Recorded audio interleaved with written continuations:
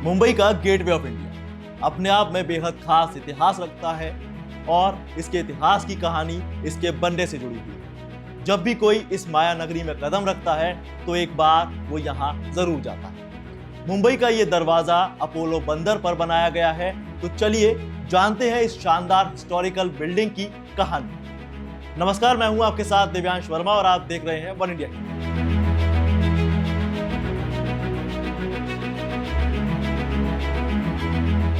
भाई साल था 1911 और तारीख 31 दिसंबर। यह दिन मुंबई के लिए बेहद खास है। दिसंबर 1911 में किंग जॉर्ज और क्वीन मैरी भारत आए और यहां आने वाले वो पहले ब्रिटिश रॉयल कपल बने। चलिए कहानी को थोड़ा डिटेल में समझने की कोशिश करते हैं। असल में काफी वक्त से बात चल रही थी कि ब्रिटेन के राजा रानी भारत आने वाले, तो उनके स्वागत के लिए एक बिल्डिंग बनाने की प्लानिंग की गई और ये काम उस वक्त मुंबई के तत्कालीन गवर्नर को सौंपा गया। उन्होंने 1911-31 मार्च को बॉम्बे में गेटवे ऑफ इंडिया की आधारशिला रखी।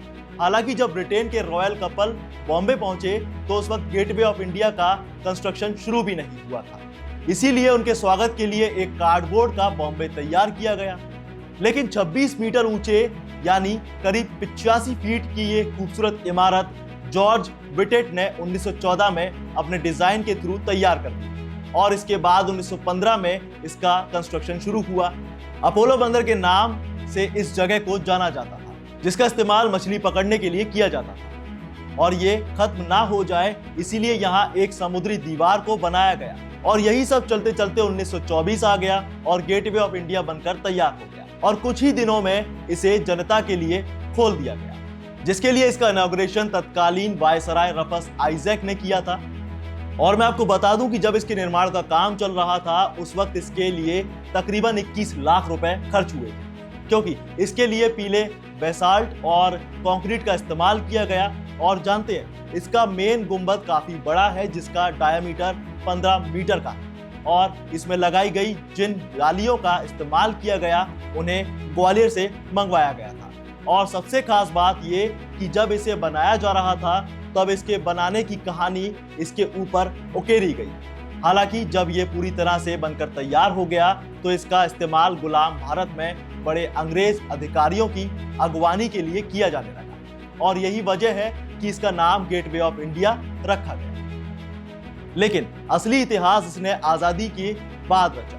दरअसल जब देश आजादी की बेड़ियों से आजाद होने की कोशिश कर रहा था और जब ये आजाद हो गया तो यही गेटवे ऑफ इंडिया अंग्रेजों के भारत से भागने की वजह बना, क्योंकि अंग्रेजी सेना की आखिरी टुकड़ी इसी गेट से होकर अपने देश रवाना हो गई और 28 फरवरी 1948 को इसी के जरिए सोमरेस लाइट इन्फेंट्री की पहली बटालियन भारत में ब्रिटिश मिलिट्री के प्रोसेस के खात्मे का संकेत देते हुए हमेशा के लिए चली। और इस तरह से देश की आजादी में मुंबई का ये गेटवे ऑफ इंडिया ना सिर्फ गवाह बना बल्कि एक बड़ा इतिहास रच गया।